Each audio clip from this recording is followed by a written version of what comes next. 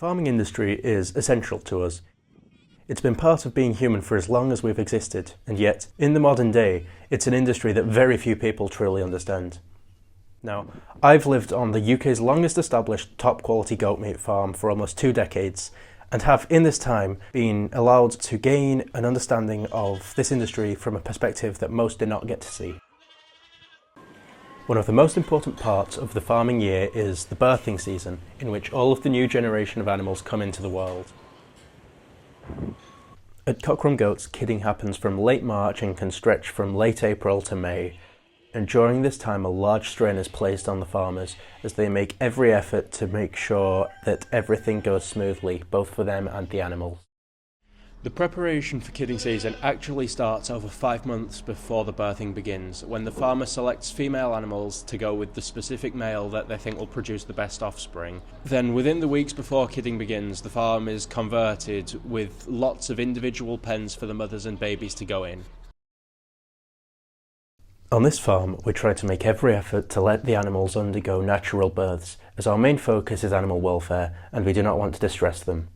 In a normal birth, the first sign that everything is going correctly is that the first visible part of the kid is the front hooves and the nose, and these births usually don't require any assistance. An important thing to note is that, much like humans, the time that goats take to birth is massively different between individuals, with some taking less than an hour while others can take over half a day. Since the farm's founding, the farmers have been selectively breeding the animals for the ideal product, starting with a base of boer goats, a breed introduced to the UK from South Africa in the 1980s. These boer goats, known for their high quality yield, were crossed with the hardy Cashmere breed, known for being competent mothers. In the present, the majority of our herd looks more like their Cashmere side, while retaining the meat production of their boer roots. Once kidding season starts, it tends to move very quickly to begin with, and it isn't uncommon for a very significant portion of the animals to have their kids in one day, which mimics the behaviours that are found in wild herds of animals. During this time of year, farmers have to be very aware of everything happening on the farm at all times, including during the night. For 6 weeks, the farmer checks the animals every half hour during the day and every hour at night, while still doing their usual tasks on top. This helps to avoid any risk of complications leading to the deaths of animals, but it also results in significant deprivation of sleep for those involved. The reason that they must be so aware is because some animals will need assistance with their births, and if they miss this, it can lead to the death of not only the kid, but the adult breeding female, which leads to significant loss of money for the farm. Unfortunately, it is important to remember that amongst all the new life brought at kidding season, the nature of a farm means that death is inevitable, which is why we give the utmost effort to provide our animals with comfortable and fair lives, and if required, respectful deaths. And one time this was relevant this year was in the case of one of the does or mother goats whose kid had become stuck during birth, and upon assistance the goat suffered a severe prolapse, which we attempted to resolve but proved to be life-threatening. And so the decision was made to peacefully put the animal to sleep to prevent any further pain.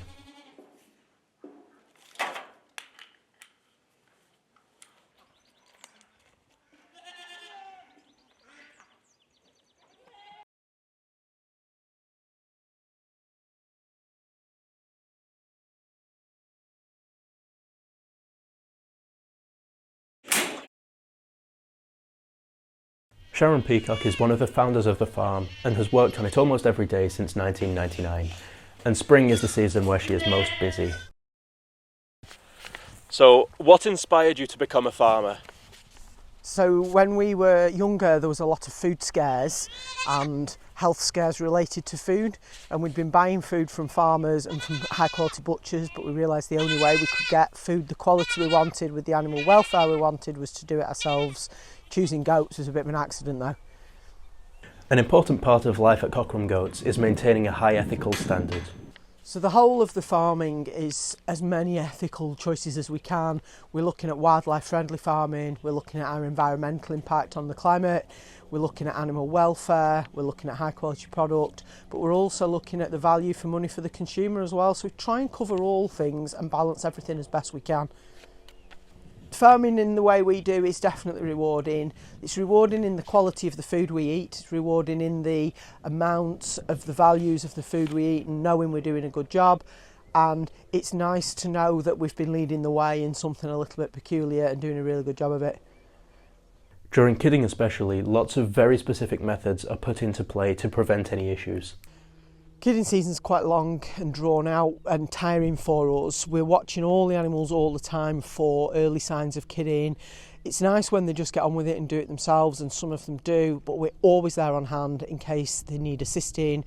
Sometimes you can get a one kid out fine and need to assist another one, and experience tells you when you need to assist. Then every kid that's on the floor we make sure has had a suck, and then once they've had that first suck they can get on with it on their own, but we're looking all the time and we're watching for health and welfare as well. So you've said that you lose a lot of sleep during kidding season, but other than that, what would you say is the most taxing part of this time of year? It's actually quite mentally draining as well, because as well as the physical effort you're putting in, you're concentrating and thinking all the time, and you'll be doing routine jobs, but even while you're routine working, you're trying to watch for the kidding starting, thinking about it all the time, thinking, have you done right by this kid, have you done the right thing with that one, and constantly moving on to the next job as well. So routine tasks all mixed in with the unexpected and the unplanned parts, it can be quite draining.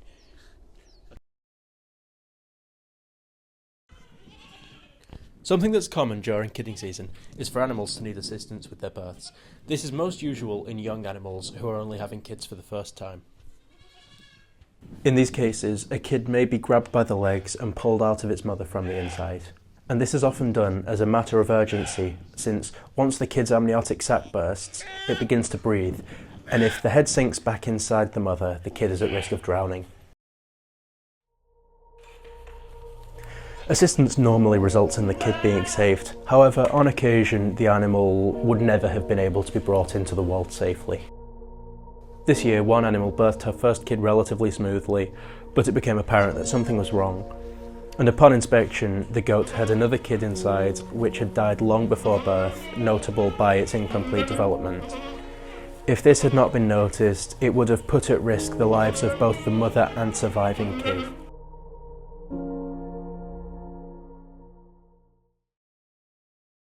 Sometimes, if a kid loses its mother, or if the mother chooses to reject it, Amy Peacock, the farmer's daughter, will bottle feed the animal until it's old enough to eat other food. Because of how busy the farmers are around this time, they can't set aside the time to bottle feed the animals themselves, which is why they have someone to help them.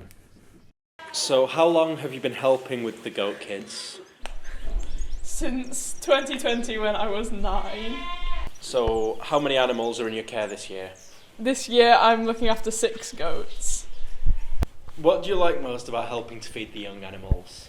I think it's important to give a bit of extra help to the goats that maybe haven't had the best start in life with their mothers maybe not having enough milk, and just giving them the support additional to like what their mother's providing for them.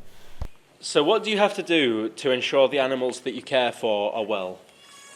I make sure they've got enough food with the milk, taking enough milk out, and if I can see that one of them's like ill or there's something wrong with one of the goats, I'll make sure to tell someone so that they can try and help them as best as they can. And how long do you keep the animals on the bottle for? I tend to keep them on the bottle for about 3 months, depending on like how the goat's doing on the bottle, and then at the end I don't feed them quite as much milk, just trying to ease them off the milk so that they get used to eating like hard food and drinking water. Around this time of year, goats aren't the only animals having babies. At the moment, we're incubating our second brood of ducklings, with the first being around 5 weeks old. Additionally, our small herd of Dexter cows is expecting an expansion, with 3 cows due to calf. After a few days, the kids are moved from their individual pens into small groups sorted by date of birth alongside their mothers. And after a short while in these groups, they're moved into a larger group with all the rest of the kids, and after about 2 weeks they're allowed outside into the fields. However, before the kids can move out of their single pens, there are some important things to do. The first is ear tagging. This is a requirement for every single livestock animal in the UK, and is an essential way of keeping everything in order, as it allows animals to quickly be identified, and they must have these tags in order to be legally culled for meat. While tagging does cause pain for the animal, it is minor and only lasts a moment, as the farmer is careful to avoid nerves, and if an adult animal needs to be re-tagged, the tag will be put into an existing hole to avoid further pain. The next thing that must be done is for the decision to be made about which of the male kids will be kept as entire males for breeding. This is decided based on several factors, but most importantly the quality of the kid is taken into account. Another thing that is kept in mind is the father, and this is considered in two regards. First, how many other kids by that father are being kept and have been kept previously, to avoid making the gene pool too concentrated. And second, how many kids per mother the father usually produces. After the entire male kids have been selected, all of the other males have to be castrated, which is currently done using a tight rubber ring which cuts off the circulation to the animal's testes, causing them to eventually die and fall off painlessly. This is done so that only the best males can produce offspring, and so that less animals have to be housed separately to the females. Once the kids are out in the field, they are usually old enough that there's fairly little risk of anything bad happening. However, it is important to remember that every year is different, and while this year has been going smoothly, previous years have seen a very significant amount of kids die to illness. When thinking about farming, it is important to remember the mental challenges that come alongside this type of issue. They lead to farmers having a rate of suicide almost 3 times higher than the average profession.